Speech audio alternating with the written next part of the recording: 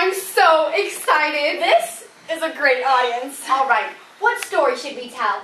How about Hansel and Gretel? For this audience, no. What about Rapunzel? We've done that one before. Well, we could do it again. Well, what about this one? We haven't done that in a while. Well, that's because it's a little different. Well, maybe they'd like it. Well, if you want to. Sure. And besides, the author includes a great message about real life at the end of this story. So sit back. Relax and enjoy. Happily Ever After By Lanny DeNoho.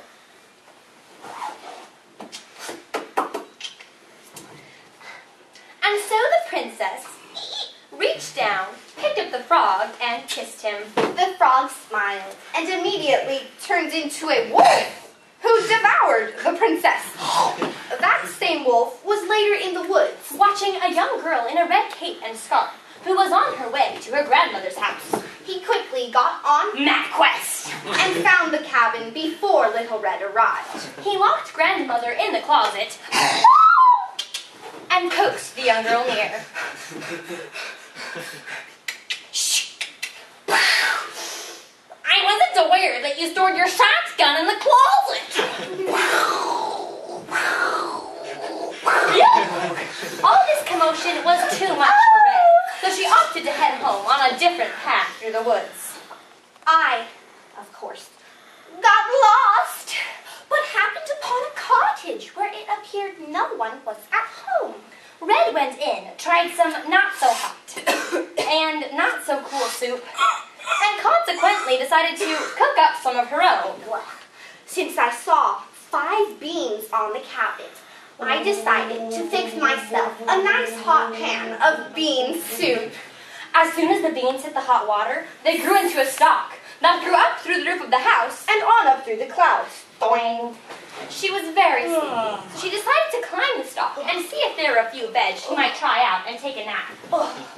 When I arrived at the top, I saw an older lady and inquired, "Are there any beds where I might lie down for a while?" "Follow me to the bedroom. You look hungry. Here's an apple for you." I was not aware that the apple was poisoned, but I had previously experienced insomnia problems, so was glad that the apple took the edge off. And she dozed off to sleep. What am I supposed to do next? I thought there was supposed to be a handsome prince in this story. Meanwhile, the 3 bears came home and saw the giant stalk growing through the roof, and they almost went through the roof themselves. Just then, 7 little dwarves came rushing in. They spied the stalk growing through the roof. Why not climb that beanstalk? Why not climb that? Why not climb that beanstalk? Why not climb that beanstalk? Why not? Why not climb that beanstalk?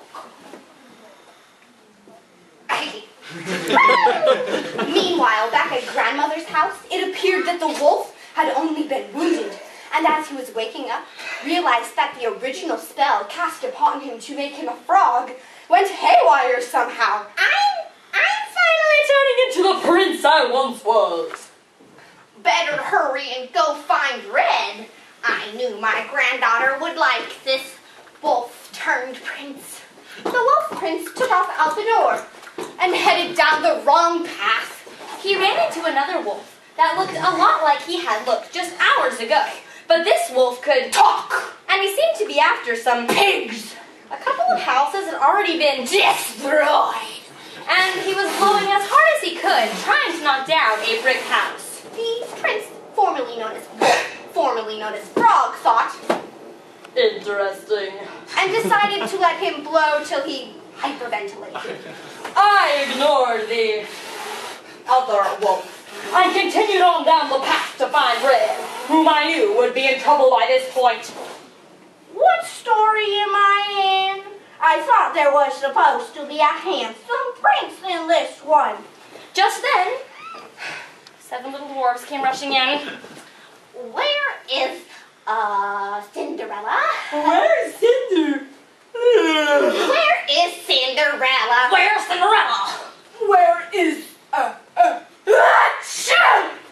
Where's Cinderella?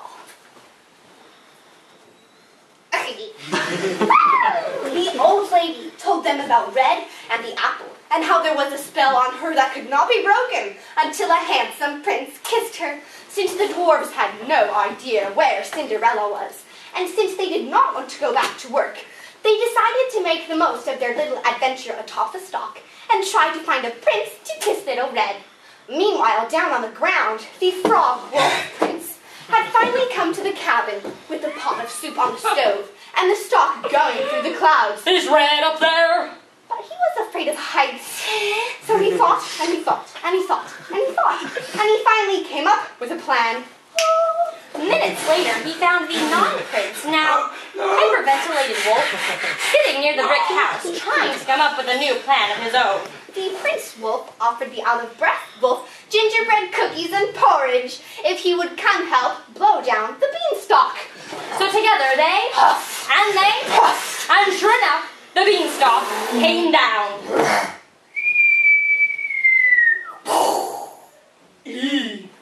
This was a real problem for the dwarves and Little Red, all of whom were now stuck up in the sky with no stalk to climb down.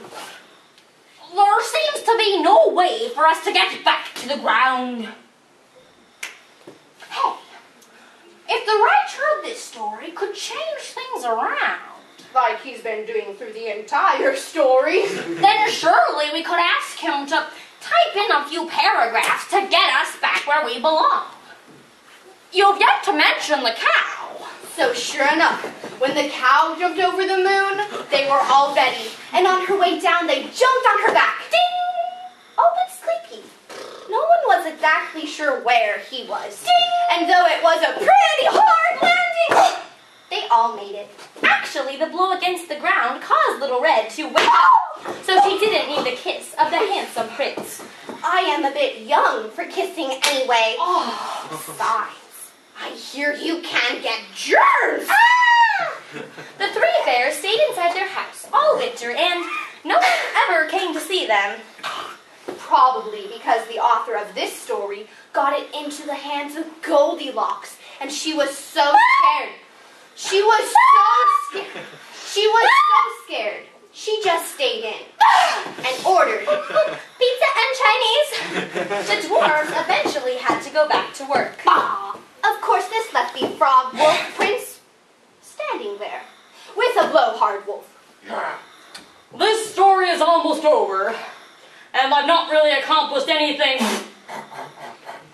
worthwhile to speak of. The original spell wore off. The frog turned prince, and he turned back into a frog again. But he didn't really care, because catching flies with a very long and flexible tongue was, well, It just kind of makes me happy.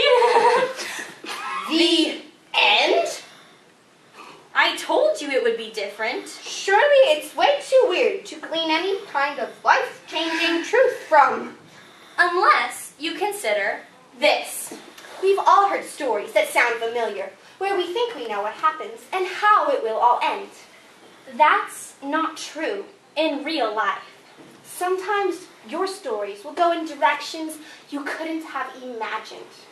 Your life will take twists and turns that will throw you way off course. Sometimes it will seem catastrophic. But if you know your story maker, you can handle what comes your way, no matter how strange or hard it may get. You should know, too, that one day you will get to what seems like the end of the story. But then you will turn the page and realize the story you were in was just chapter 1. Your story maker has written an amazing, never-ending story that gets started right after the end. And you And I live happily ever after.